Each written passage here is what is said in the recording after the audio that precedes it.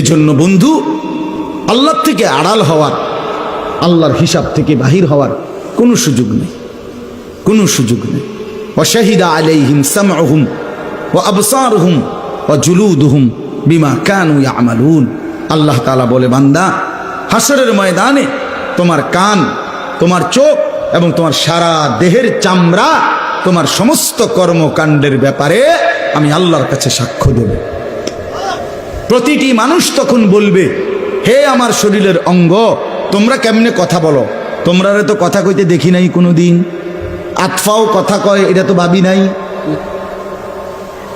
হ্যাঁ, ক্বালু বিমা শাহিদতুম আলাইনা।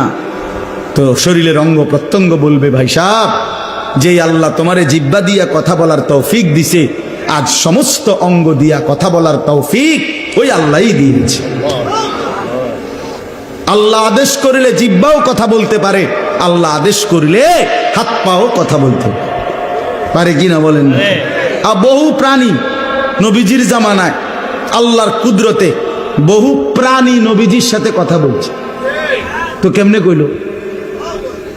মরা মরা গুই সাপ, ওই যে ছোট ছোট জঙ্গলের মধ্যে যে থাকে, এগুলো লম্বা লম্বা, এগুলোর কি কয়? সাপের মতো গুই, গুই সাপ।